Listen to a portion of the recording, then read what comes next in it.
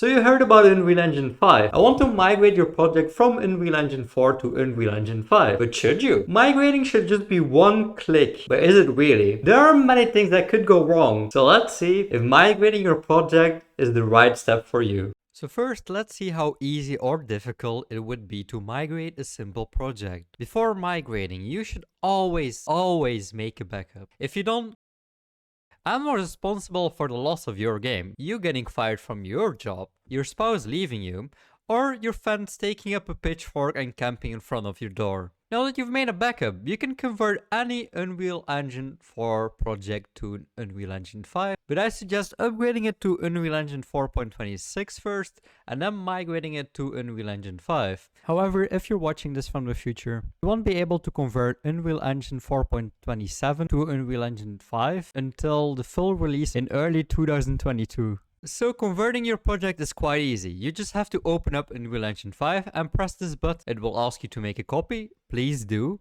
There can't be enough copies of your project. A nice thing about migrating is that you can now see what the thing is that it's working on. So if the percentage is stuck, you aren't left questioning your life choices.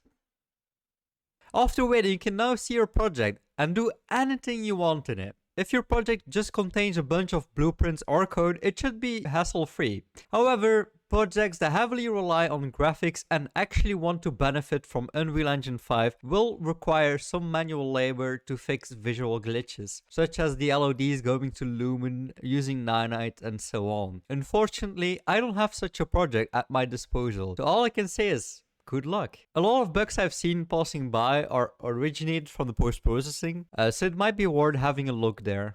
Unreal Engine 5 is also deprecating the old physics system of physics, as physics are handled by the Chaos engine now, and it will be fully deprecated once Unreal Engine 5 is in full release. So if you still have to update the physics of your game, it might be worth sitting out this one and just releasing your game on Unreal Engine 4, or switching to the Chaos engine, but I can only imagine what kind of funny bugs you will run into. If you're a user of the wonderful language of C++, you will need to upgrade your Visual Studio to 2019, but let's be honest, who hasn't? And also update your Xbox GDK. They've also introduced this new pointer to replace raw pointers in editor builds, and Unreal Engine 5 won't support 32-bit platforms anymore. More information about this can be found in the description of the video. So now you're left wondering whether or not you should upgrade. I will give you the age-old answer that is given to almost every programming question in history. It depends. If it is just a project that you're just testing some things out, go ahead, upgrade. There's almost no reason not to do it. But if this is a commercial project or a full-blown game, yeah, I wouldn't do it. If your game releases before Unreal Engine 5 that releases early 2022, then you shouldn't upgrade to Unreal Engine 5 as it won't be fully available yet. It also depends on how easy or hard it is for your project to be migrated, depending on what it is in there.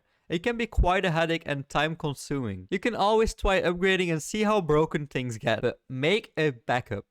Any plugins you use will be outdated until the maker of those plugins upgrade them to Unreal Engine 5, which is something you have to take into account as well. And last factor is how frequently will Unreal Engine 5 update. In an early access build, there will always be tons of bugs and crashes. If they update it frequently, it won't be as bad, but if they don't, there will still be a ton of bugs and crashes next year. Seeing as Unreal Engine 4.27 won't be forward compatible to Unreal Engine 5, that indicates to me that they're not looking to push out as many updates to the public as they can. So I don't think they will invest much time in updates to the public. So in short, it is most likely not worth to play around with it unless you're just having a project for shits and giggles. But then at the end of the day, you can always disregard my advice or anyone's advice really, and just give it a try and see how it goes.